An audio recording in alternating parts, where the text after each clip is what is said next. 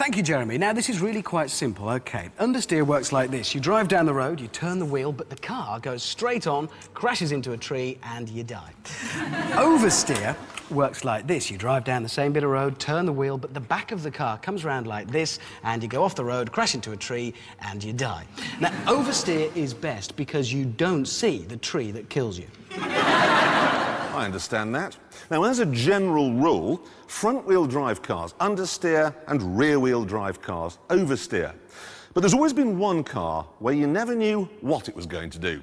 The Porsche 911. See, unlike a Ferrari, the engine is not in the middle, it's right here in the back. That upsets the balance. It's like a horse, or as Porsche would call it, a horser pushing a cart. You know why it was called a 911, don't you? So the Americans would know what to dial when they crashed.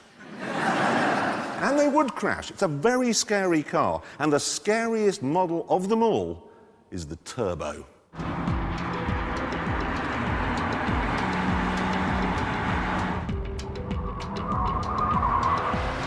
A woman would have moved the engine, but because Porsche's run by men, they've spent the last 40 years stubbornly trying to engineer their way around the problem.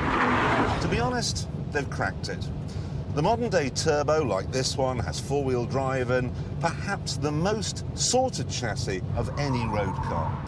And because the engine is still at the back, pressing down like a big heavy lump on the rear wheels, you get tons and tons of grip and tons of traction.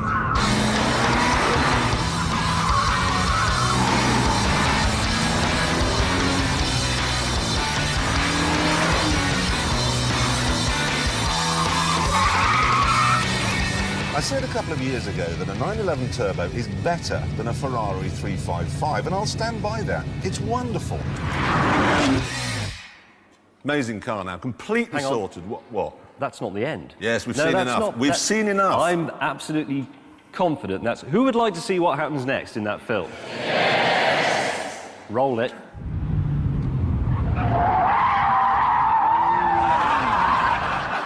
So, you spun it then? I spun it slightly. What do you mean, slightly? How can you slightly spin? That's like saying I slightly fell off a ladder this morning.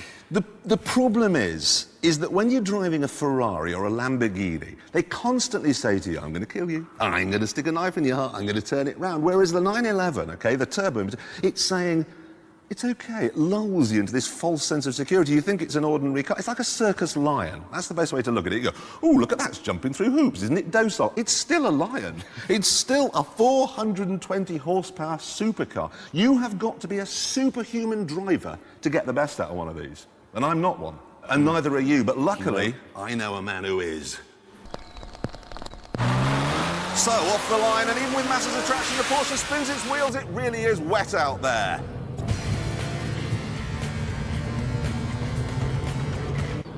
Will the hammerhead defeat the Porsche's huge grip? Yes, he's a bit sideways. In the dry, this car will be in a chance of beating the mighty Zonda, but the rain's doing it no favours at all. Ooh, squirming under braking there. Now, through the first sector, he's already a massive 5 seconds down on the Zonda's time. He'll struggle to make that up in the second half.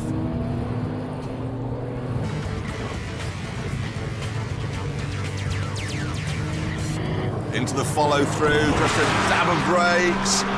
Now he's coming down to the penultimate rain. The Zonda lapped in 1:23 in the last series. The Porsche will never match that in this weather. How close can he get to Gambon and across the line in 1 minute 31 dead. So where does that go? Let's have a look. 31 is there, above the M3. Now, if you take 4 seconds off, which is basically what happens if you want to go in a dry time, that's 1:27. That's faster than the Murcielago. Yeah. That is a great car if you know what you're doing.